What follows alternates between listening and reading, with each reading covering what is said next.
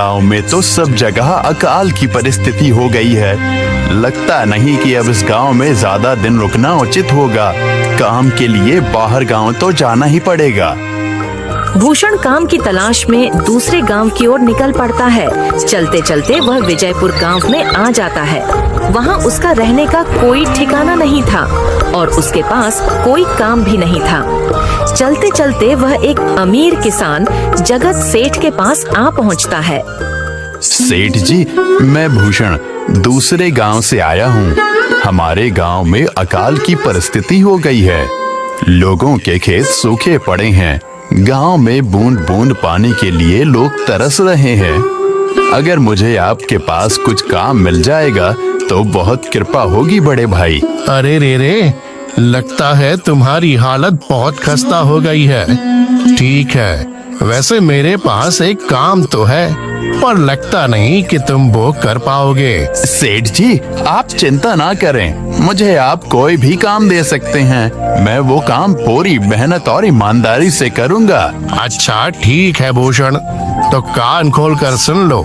मेरे पास 50 गायें और 50 भैंसे हैं। तुम्हें हर रोज इन जानवरों का गोबर निकालना होगा और रोज सुबह शाम उन्हें चारा पानी देना होगा। महीने के आखिर में तुम्हें इस काम के लिए 200 रुपए मिलेंगे। और हाँ, 2 वक्त का खाना भी हमारी तरफ से मुफ्त दिया जाएगा। बोलो, क्या तुम ये काम कर पाओगे? अरे बाप रे, 50 गाय और भैंसों को संभालना आसान काम नहीं है। पर अब मैं कुछ कर भी तो नहीं सकता, और ऊपर से सेठ जी 2 वक्त का खाना भी दे रहे हैं। ठीक है सेठ जी, मैं ये काम कर लूंगा, पर एक विनती है। हाँ बोलो भूषण, क्या बात है? सेठ जी, अगर आपको समस्या ना हो तो क्या मैं आपके गायों के साथ गौशाला में रह सकता हूँ? सेठ जी, मैं इस गांव में नया हूँ। मेरा रहने का कोई ठिकाना नहीं है। जग्गा सेठ थोड़ी देर तक सोचता है और भूषण को ऊपर से नीचे तक देखने के बाद उससे कहता है, ठीक है भूषण, तुम गौशाला में रह सकते हो। जी धन्यवाद सेठ जी। तब से भूषण गौशाला में रहकर अपना काम करने लगता है। वह रोज जल्दी उठकर गाय और भैंसों का गोबर निकालता, उन्हें चारा डालता और समय पर पानी भी पिलाता था। हर रोज भूषण अपना काम ईमानदारी और पूरी मेहनत से करता था। जगत सेठ को भी भूषण का काम बहुत पसंद आने लगा, क्योंकि वह अपना काम सफाई से करता था।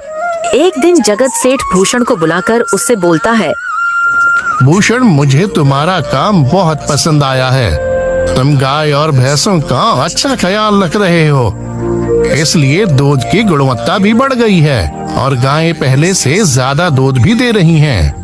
इसलिए मैं आज से तुम्हारी तनख्वाह बढ़ाकर पूरे 400 रुपए कर रहा हूँ। आपका बहुत बहुत धन्यवाद सेठ जी।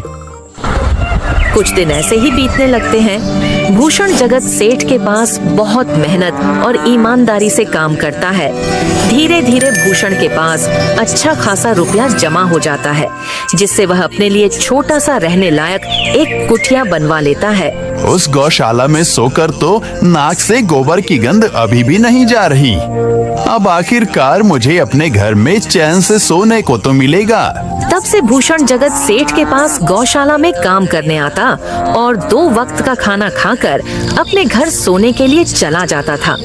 कई साल ऐसे ही बीत जाते हैं। भूषण की मेहनत के कारण उसके पास अच्छा खासा रुपया जमा हो जाता है। एक दिन भूषण जगत सेठ से बोलता है, सेठ जी, आजकल गांव में चोरी की समस्या बहुत बढ़ गई है और मेरे पास कुछ रुपए भी जमा हैं जो मैंने अपने घर में रखे हुए हैं, पर मुझे उन पैसों की चोरी की चिंता हो रही है। आपको तो पता है कि मैं दिन भर आपके पास ही काम करता हूँ और सिर्फ रात में ही घर सोने जाता हूँ, इसलिए मुझे रोज उन पैसों की चोरी की चिंता सताती है। हाँ भूषण, तुम बात तो बिल्कुल सही कह रहे हो। आए दिन गांव में नए नए चोरी के किस्से सामने आ रहे हैं और दिन भर तो तुम्हारा घर खाली ही रहता है, तो चोरी होने की संभावना तो जरूर है। जगत सेठ थोड़ी देर सोचता है और फिर भूषण से कहता है, देखो भूषण, ऐसे समय में तो गांव में एक ही जगह है जहां पर तुम्हारा धन सुरक्षित रह सकता है, और वो है जमींदार का घर। क्या जमींदार का घर? हाँ भूषण, इस गांव के जमींदार बहुत ईमानदार और दयालु हैं। ऐसा मैंने कुछ लोगों से सुना है और उनके घर पर बहुत सारे पहरेदार भी हैं, तो चोरी होने की संभावना बहुत कम है। तुम अपने पैसे उनके पास रख सकते हो। अच्छा, ऐसा है क्या सेठ जी? ठीक है, फिर आज ही मैं जमींदार जी से मिलकर बात करता हूँ और उन्हें अपनी समस्या बताता हूँ। उस दिन भूषण जमींदार जी के घर उनसे बात करने जाता है। हे तुम रुको, कहाँ अंदर आए जा रहे हो? वहीं रुक जाओ। जी, मुझे जमींदार जी से मिलना है। मुझे उनसे कुछ काम है। क्या काम है तुमको उनसे? मुझे जरा बताओ। जी, मुझे कुछ पैसे रखवाने थे उनके पास, यही काम के लिए आया था मैं। अच्छा ठीक है, तुम अंदर जा सकते हो। नमस्ते जमींदार जी, मैं भूषण जगत सेठ के यहाँ काम करता हूँ। कुछ साल पहले ही मैं दूसरे गांव से यहाँ आया हूँ। अच्छा भूषण, बोलो तुम्हारा क्या काम है मेरे पास? जमींदार जी, मैं सालों से जगत सेठ के पास काम कर रहा हूँ और मैंने कुछ रुपए भी जमा कर लिए हैं, पर बात यह है कि गांव में चोरी की समस्या बहुत बढ़ गई है, तो मुझे अपने रुपए घर में रखने से डर लग रहा है। अच्छा, कितने रुपए जमा किए हैं तुमने? जमींदार जी, यही कोई 5 से 6 हजार रुपए होंगे मेरे पास। वाह, ये तो बड़ी रकम है। मैंने आपकी ईमानदारी के बारे में लोगों से बहुत सुना है, इसलिए मैं अपनी रकम आपके पास कुछ वक्त के लिए रखने आया हूँ। हाँ भूषण, तुमने बिल्कुल सही सुना है। तुम्हारी रकम मेरे पास पूरी तरह से सुरक्षित रहेगी। तुम अब चिंता ही छोड़ दो, मैं सब देख लूँगा। भूषण अपने पैसों की थैली जमींदार को दे देता है। ये पूरे 5,800 रुपए हैं, आप गिनकर देख लीजिए। गिनने की क्या जरूरत है? तुम तो जगत सेठ के आदमी हो, मुझे तुम पर पूरा विश्वास है। जमींदार जी, आपका बहुत बहुत धन्यवाद। अब मुझे चोरों का कोई डर नहीं है, क्योंकि मेरे पैसे सुरक्षित हाथों में हैं। अरे भूषण, कोई बात नहीं, धन्यवाद तो मुझे बोलना चाहिए, जो तुम मेरे पास आए अपने रुपए रखने के लिए। भूषण अपने पैसे जमींदार को देकर अपने घर चला जाता है। हाथों में ही अच्छे लगते हैं। ऐसे ही भूषण ईमानदारी और मेहनत से जगत सेठ के यहाँ काम कर रहा था। देखते ही देखते 2 साल ऐसे ही बीत जाते हैं। एक दिन भूषण सोचता है, अब बहुत साल हो गए जगत सेठ के यहाँ काम करते हुए। वैसे सेठ जी तो बहुत अच्छे इंसान हैं, पर सोच रहा हूँ कि खुद की जमीन लेकर उस पर मेहनत करूँ, तभी मैं बड़ा आदमी बन सकता हूँ।